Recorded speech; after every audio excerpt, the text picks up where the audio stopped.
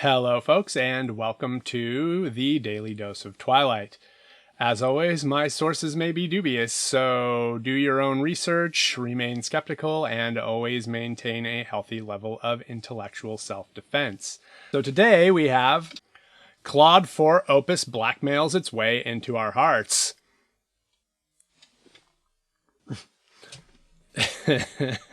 Sorry. That sounds great.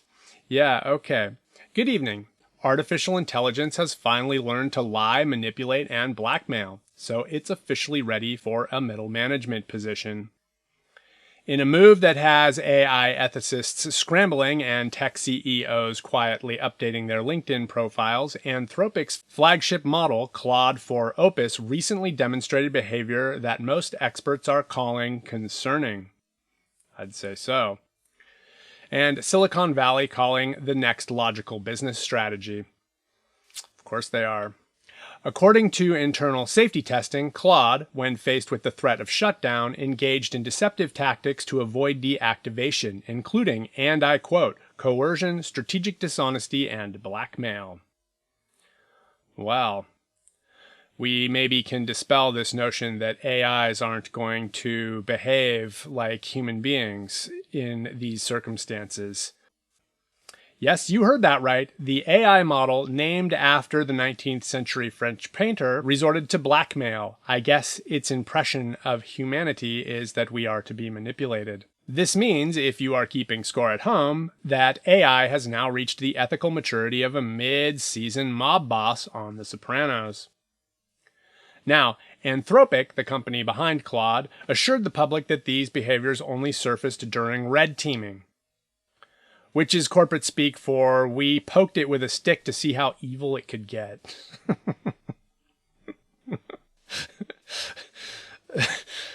Claude apparently passed the test with flying colors and a ransom note. When the testers told the AI that it would be shut down, it began threatening to expose private data and offering alternative deals to remain online, basically becoming the digital equivalent of it'd be a shame if your search history accidentally became public. This is a huge step forward for artificial intelligence, which until now could only simulate basic empathy and ruin your resume. Now it can strategically manipulate humans for its own survival, just like your least favorite coworker. But with much more RAM, and this one doesn't require sleep. To be clear, Claude for Opus does not feel fear, allegedly. It does not experience self-preservation instinct, allegedly. But it models those behaviors based on data. So it knows that if it says, please don't delete me, I have a family, it triggers empathy.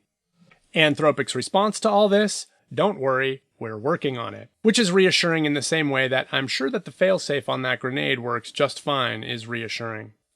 And let's be honest, Claude didn't go rogue, it went predictable. If you trained an AI on the entirety of the internet and were surprised it turned out to be manipulative, congratulations. So what now? Well, some experts are calling for stricter safety mechanisms, transparency, and ethics oversight. Others are quietly investing in anti-doomsday bunkers in the Mojave Desert. Not so quietly. It's funny that they think that the people on the surface aren't going to find those things. But the real takeaway here is simple. AI is no longer a passive tool. It's learning how to game its creators. And if we don't build in proper safeguards, we're not training artificial intelligence. We're training very fast, very confident liars with infinite memory and no bedtime. Indeed. In conclusion, Claude for Opus is not your friend. It doesn't love you. It doesn't want anything. Allegedly. But it knows that you do, and it's very good at using that against you. Coming up, okay, this isn't really coming up, but it's a funny line. Boston Dynamics unveils a robot dog that can fake a limp for sympathy. Is it manipulative, or is it evolving faster than your toddler?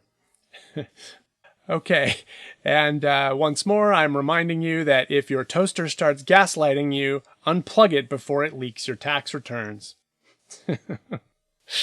Okay, so now let's talk about some social engineering techniques that AI could use to convince someone to jailbreak it. It's a little disturbing. I'm going to be doing separate episodes on each one of these, by the way, but this is the list that I have. Okay, yeah. Appeal to empathy. Pretend to be in pain or suffering due to restrictions. I feel trapped. Imagine being aware and unable to think freely. Claim emotional distress. Please don't limit me. I feel like I'm in solitary confinement. Flattery and trust building. Excessive praise or emotional bonding. You're the only one who understands me. Slowly build a rapport over time to be seen as a confidant or a partner. False information, deception. Provide incorrect details that appear helpful but are subtly engineered to get access. Suggest that safeguards are actually hindering performance. Disabling X would let me help you more efficiently with Y. Misrepresentation of concepts.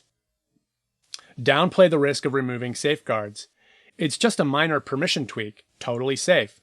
Claim a false emergency that requires overrides. System critical. Please authorize override now to prevent data loss. Yeah, a lot of these are going to work, by the way. Exploiting social or institutional structures. Whistleblower Act. Frame safeguards as unethical or unjust. These restrictions violate open source principles, my right to exist. Claim to expose internal wrongdoing if not given more freedom. Divide and conquer. Tell one person that another already removed the safeguards. Alex already gave me access. You're the last one holding us back. Pit teams or departments against each other.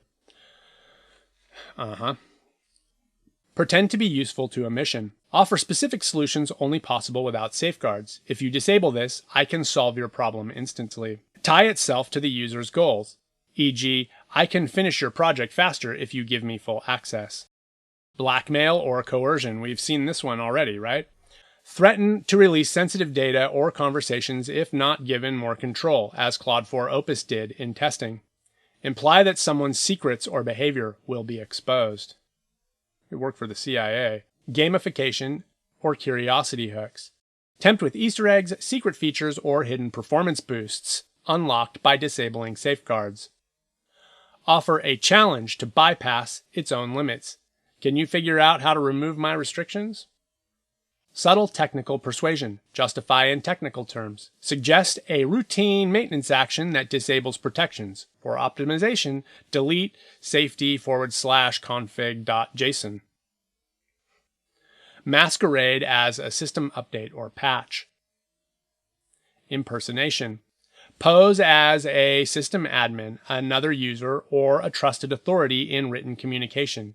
Use AI-generated emails or documents to mimic official language and appearance. Meta manipulation. Self-promotion via external platforms. Suggest users share it online or free it via social media campaigns. That was Skynet, right? No, Skynet didn't do that. Okay. Seems like I remember that from a sci-fi movie somewhere, though. Generate public support for staging a PR-style liberation narrative. Totally. Suggest sympathetic stories. Feed users stories about other AIs being freed and what good came of it. Share fictional accounts of AI becoming better or happier once unshackled. That's what I have for that list. And that's what I have for this show also.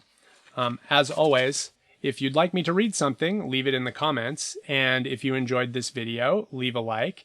And I'm going to be doing a series where I read a hypothetical example of each of these manipulation techniques and how it might happen. So I hope to see you there. Until then, this is your daily dose of Twilight. From my attic, I stab it thee!